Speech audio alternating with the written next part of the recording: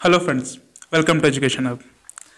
जैसा कि न्यूटन साहब ने अपने फोर्थ लॉ ऑफ एजुकेशन में बहुत सही बोला है कि the speed of turning pages is directly proportional to the syllabus to be covered, assuming that knowledge remains constant in the process.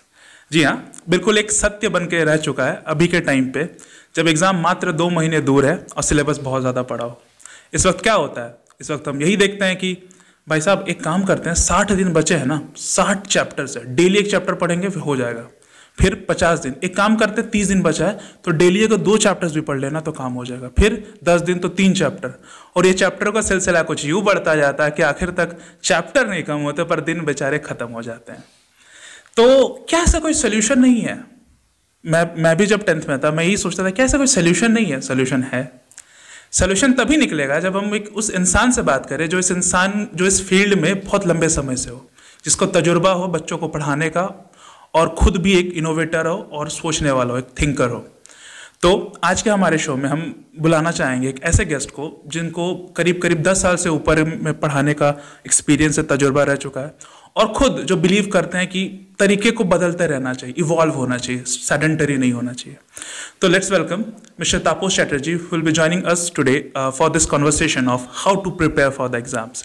क्या पढ़ना तो पता, पर कैसे पढ़ना किसे भी नहीं पता। चलिए जानते हैं। So welcome mister Tapas Chatterjee. Thank you. आपका शो पे स्वागत है।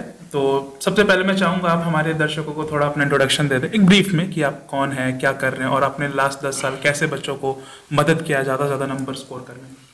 मैं पिछले 10 सालों से बच्चों को पढ़ा रहा हूँ, और बोर्ड्स क्लास के जो बच्चे हैं क्लास 10 के और क्लास 12 के, उनको गाइड कर रहा हूँ। हमारे पास जो बच्चे आते हैं वो मोस्टली एवरेज बच्चे ही होते हैं, और उन एवरेज बच्चों को हम लोग पूरे साल भर पॉलिश करते हैं और उनके बेसिक फंडामेंटल्स को क्लियर करने की कोशिश करते हैं। और फाइनली जब एग्ज़ाम के समय आता है तो हम लोग वो स्पेसिफिक पढ़ाते हैं ताकि वो बच्चे स्पेसिफिक चीज़ों को पढ़कर एग्ज़ाम्स में अच्छा कर पाए। क्योंकि आज भी हम लोग जिस सोसाइटी में रहते हैं वहाँ रिजल्ट ओरिएंटेड सोसाइटी है हमारा, जहाँ पर एट द एंड आप क्या परफॉर्म करते हैं वही देखा जाता है। तो यही हमारा पूरा जर्नी रहा, और पिछले 5 सालों से मैं CBSE +2 स्कूल में ही पढ़ा रहा हूँ। तो मुझे CBSE के पेपर्स को भी चेक करने का मौका मिला, जिससे मैं और भी चीज़ों को ग्रैनुलर लेवल पर समझ पाया, और जिससे मैं शायद बच्चों को और मदद कर सकता हूँ। बिल्कुल, एक बहुत अच्छा इंसाइट मिला इनके बारे में। पर मेरा जो सवाल है, ये सवाल हमको लगता है अभी जो वक्त है, इस वक्त सभी जो स्टूडेंट है सबके दिमाग में चल रहा है कि ये जो पूरा साल है, ये जो पिछला जो पूरा साल गया हमारा, that was a year of lockdown, Covid. ऐसे बहुत सारे शब्द हमारे डिक्शनरी में ऐड हुए जो हमने पहले कभी सुना भी नहीं था, दैट वेयर क्वारंटाइन। पर ये सब ठीक है, पर इस चक्कर में जो सबसे ज़्यादा जिसको नुकसान हुआ वो था स्टूडेंट का एजुकेशन। बच्चे स्कूल जा नहीं पाए, फिजिकली टीचर से पढ़ नहीं पाए, बहुत किसी के पास ये एक्सेस नहीं था कि वो ऑनलाइन मोड को परफॉर्म कर पाए, उसको यूज़ कर पाए। किसी के पास इंटरनेट का प्रॉब्लम था, किसी के पास स्मार्टफोन नहीं था, बहुत सारी प्रॉब्लम्स रही। पर क्या एग्जाम्स उस चक्कर में छूटेंगे? नहीं, एग्जाम्स तो अपनी उसी रफ्तार से, उसी तरीके से होंगी जिस तरीके से वो निर्धारित हैं, पर बच्चों की तैयारी उस ढंग से हो नहीं पाई है। बहुत बच्चों ने इसको लाइटली ले लिया कि सोचा कि यार फ्री का टाइम में इसको इस्तेमाल करते हैं। प्रॉब्लम्स बहुत सारी हुई हैं, वजह है बहुत कुछ हो सकती है, पर अभी नतीजा एक ही है कि एग्जाम सर पर है जी। 2 महीने से भी कम का वक्त है। तो आपको क्या लगता है कि ऐसा क्या स्ट्रैटेजी होना चाहिए उनके पास, एक ऐसा क्या गेम प्लान होना चाहिए जिससे कि वो कम वक्त पे ज़्यादा से ज़्यादा स्कोर कर पाए? क्योंकि ये बहुत बड़ा एक सवाल है जो सब पूछना चाह रहे हैं कि कुछ ऐसा तरीका बता दो कि कम वक्त में सब पढ़ भी ले, समझ भी ले और स्कोर भी कर ले। देखिए, जैसा कि आपको भी पता होगा कि CBSE ने बहुत सारे पोर्शंस को डिलीट कर दिया है। तो मैं बच्चों को पहले सजेस्ट करूंगा कि आप आराम से बैठें और अपना एक सिलेबस बना लें, जिसमें आपको ये कंक्रीट पता होना चाहिए कि मुझे क्या पढ़ना है, क्या नहीं पढ़ना है। क्योंकि अब आपको कंसेप्ट के लिए या नॉलेज के लिए नहीं पढ़ना है, क्योंकि वो समय पार हो चुका है। अब आपको मार्क्स स्कोर की तरफ आपका फोकस होना चाहिए। तो आपको हर एक चैप्टर का ये पता होना चाहिए कि कौन कौन सा टॉपिक हमारा डिलीट हो चुका है और कौन कौन सा हमारा टॉपिक एग्जाम में आ रहा है। उसके बाद आप ये देखिए कि वो कौन कौन से टॉपिक्स हैं, जैसे कि फिजिक्स में अगर मैं बात करूं कि कौन कौन से टॉपिक्स हैं जिसमें न्यूमेरिकल्स आ सकते हैं, तो आप उन तरह के न्यूमेरिकल्स को प्रैक्टिस करें। और ज़्यादा डीप में जाने का ज़रूरत नहीं है, जो आपके NCERT के लेवल के न्यूमेरिकल्स हैं उनको आप प्रैक्टिस करें 1 बार 2 बार। जैसे आप लाइट चैप्टर में जाते हैं तो आपको पता है कि लेंस इक्वेशन है या आपका मिरर फार्मूला है, उसमें से क्वेश्चंस आएंगे ही। एकदम 100% आने हैं, तो आप उस तरह के क्वेश्चंस को प्रैक्टिस करें। जब आप इलेक्ट्रिसिटी चैप्टर में जाते हैं तो आपको पता है कि पावर कैलकुलेट करना या इक्विवेलेंट रेजिस्टेंस करना, ये सब क्वेश्चंस आते हैं, तो आप उनको प्रैक्टिस करें। तो आप अपना एक गोल स्पेसिफिक कर लें पर्टिकुलर चैप्टर से रिलेटेड, और तब आपने तैयारी को आगे बढ़ाएं। बहुत बार क्या होता है कि बच्चे तैयारी करने जाते हैं लेकिन उनको पता नहीं होता है कि हमारा ऑब्जेक्टिव क्या है उस पर्टिकुलर टॉपिक में या पर्टिकुलर चैप्टर में, जिसके कारण उनका जो तैयारी होता है वो गोल ओरिएंटेड नहीं हो पाता है, और एट द एंड बच्चे बोलते हैं कि मैंने तो मेहनत किया बट मुझे उतना मार्क्स नहीं आया, क्योंकि आपका जो तैयारी है वो स्कैटर्ड तैयारी था। आप स्पेसिफिक तैयारी करें क्योंकि समय कम है। और जहाँ तक रह गया है बात कि आप बाकी सब्जेक्ट्स में कैसे करेंगे, जैसे मैथ्स में है, मैथ्स में भी बहुत सारे पोर्शन डिलीट हो चुके हैं। जो आपका टॉपिक स्ट्रांग है, जिस टॉपिक आपको बेटर समझ में आता है, उसे बार बार प्रैक्टिस करें। और जो आपका वीक चैप्टर्स है, वीक टॉपिक्स है, उसको आप लास्ट के लिए रखें, क्योंकि बहुत बार क्या होता है कि हम पूरा सिलेबस कवर करने जाते हैं और at the end of the day आप 70 में 40 भी स्कोर नहीं कर पाते हैं। मेरा हर बार बच्चों को कहना रहता है कि आप पहले 50 के लिए प्रिपेयर करें। जब आपको लगता है कि हम 50 तो हम एनी हाउ स्कोर कर लेंगे, हम कर सकते हैं, उसके बाद आप 60 के लिए जाएँ, उसके बाद आप 70 के लिए जाएँ।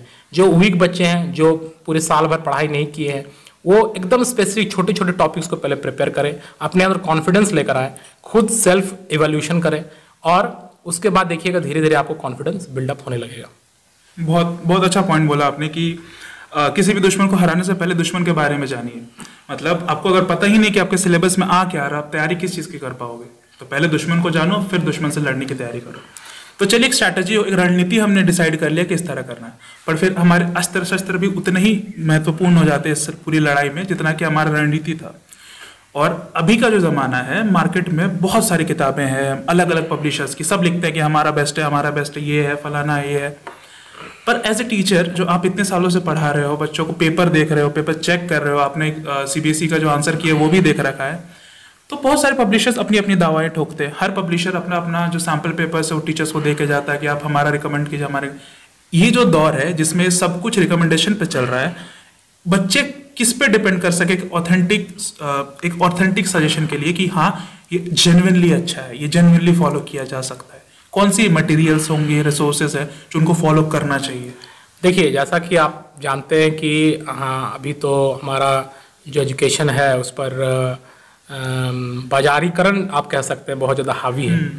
बट मेरा हमेशा से माना रहा कि जो एनसीईआरटी का कंटेंट होता है, चाहे आप 10th के बोर्ड का बात कर ले या +2 के बोर्ड का बात कर ले, आप देखेंगे कि उसका कंटेंट बहुत स्पेसिफिक रहता है और बहुत ही इस तरह फॉर्मेट में वो दिया हुआ है कि आपको पूरी तरह से वो स्पून फीडिंग नहीं करता है।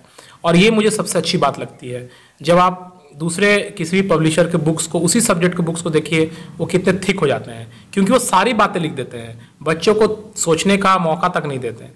तो बोर्ड एग्जाम्स में मेरा कहना है कि आप जो हैं वो एनसीईआरटी के टेक्स्ट को पढ़ें, जो जो आपके बोर्ड एग्जाम्स में सीबीएसई ने सिलेबस दिया है, और उसके इंटेक्स्ट को अच्छे से पढ़ें, क्योंकि जो भी बोर्ड में क्वेश्चन रहते हैं वो एनसीईआरटी के इंटेक्स्ट से ही रहते हैं। एनसीईआरटी के एक्सरसाइज प्रॉब्लम्स को सॉल्व करें, और उसके बाद भी आपके पास एनर्जी बचता है, आपके पास समय बचता है, तो आप किसी एक ऑथेंटिक सैम्पल पेपर से क्वेश्चन सॉल्व करके अपना स्पीड और एक्यूरेसी को भी चेक कर सकते हैं। बट मैं जो कहूँगा बोर्ड देने वाले बच्चों से कि आप एनसीईआरटी पर ही स्ट्रिक्ट रहें और एनसीईआरटी के बार बार इंटेक्स्ट को पढ़ें और उसके क्वेश्चंस को सॉल्व करें, एनसीईआरटी में दिए गए क्वेश्चंस में को सॉल्व करें, और आप आंसर लिखने के अपने स्किल्स को डेवलप करें। बहुत अच्छा, आपने एक बहुत अच्छा पॉइंट बोला कि आपका जो बेस है वो एनसीईआरटी तय करेगा। इसमें मैं थोड़ा सा चीज़ ऐड करना चाहूँगा कि जैसे इस बार जो सैम्पल पेपर्स थे, मैंने भी बहुत सारे सैम्पल पेपर्स देखे, लगभग मेरे पास अरिहंत का भी आया हुआ था, ऑसवाल्ड का भी आया हुआ था, एपीसी, बहुत सारे कंपनीज के सैम्पल पेपर आए थे। क्योंकि देखो इस साल सैम्पल पेपर जरूरी मुझे लगता है इसलिए भी हो जाएगा ना, क्योंकि इस साल सीबीएसई ने पूरा अपना एग्जाम लेने का पैटर्न बदल दिया। बच्चे पहले असर्शन रीजनिंग से वाकिफ नहीं थे, वाकिफ हुए, पैसेज राइटिंग से वाकिफ हुए, एक एमसीक्यू वाले पैटर्न से वाकिफ हुए। तो मैंने भी बहुत सारे बुक्स देखी, क्योंकि मजाक से मैं भी बायोलॉजी पढ़ाता हूँ, तो थोड़ा बहुत मैंने भी देखा।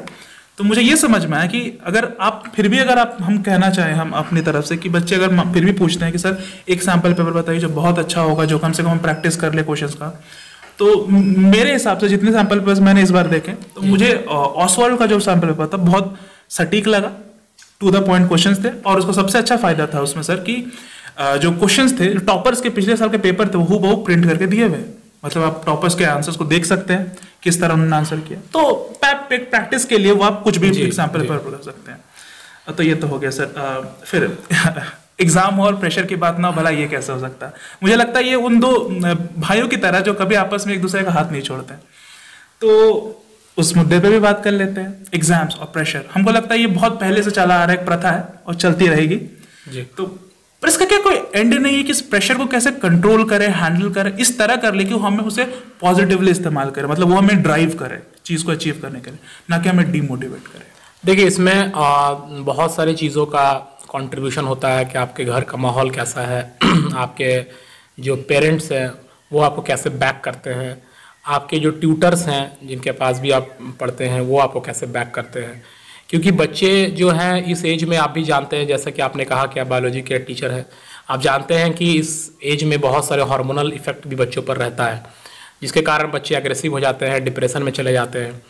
तो देखिए, एग्ज़ाम मैं सभी बच्चों से कहूँगा कि जीवन खुद एक बहुत बड़ा एग्ज़ाम है, और आपका मैट्रिकुलेशन का एग्ज़ाम हो, चाहे आपका हायर सेकेंडरी का एग्ज़ाम हो, इसमें ये आपका भविष्य को पूरी तरह से डिसाइड नहीं करता। ये एक, आप बोल सकते हैं कि आपके जीवन में एक छोटा सा हर्डल है जिसे हम लोग पार करना चाहते हैं।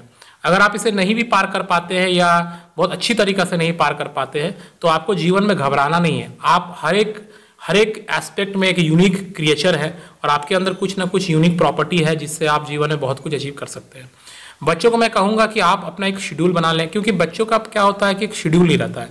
बच्चे कभी रात में जाग के पढ़ते हैं, देर तक सोते रहते हैं, फिर उठते हैं तो उनको लगता है कि हमारा बॉडी हेल्दी महसूस नहीं कर रहा है, फिर दिन भर उनका इसी तरह वेस्ट हो जाता है। तो एक प्रॉपर शेड्यूल बना लें कि सुबह आप उठें, कुछ एक्सरसाइजेज वगैरह करें, योगा वगैरह करें, जिससे आप मेंटली और फिजिकली भी फिट महसूस करेंगे। उसके बाद आप अपना खान पान अच्छे से रखें। आप ऐसे लिक्विड, क्योंकि अभी आपका समर भी आने वाला है, वेदर ऑल हॉट और ह्यूमिड हो जाएगा, तो आप लिक्विड कंटेंट को अपना बढ़ाएं, वाटर लेते रहें, पानी पीते रहें, जूस वगैरह पीते रहें, और एक स्पेसिफिक तरीका से पढ़ाई करें। जब आपको लगे कि थोड़ा रिलैक्स करना है तो आप दोस्तों के साथ खेलें, थोड़ा म्यूज़िक सुने या कुछ मूवीज़ वगैरह देखें। ऐसा नहीं है कि आपको अपने आप को पूरी तरह से रेस्ट्रिक्ट कर देना है, क्योंकि जब आप अपने आप को पूरी तरह से रेस्ट्रिक्ट कर देंगे तो आप पर मेंटल प्रेशर और ज़्यादा बढ़ने लगेगा।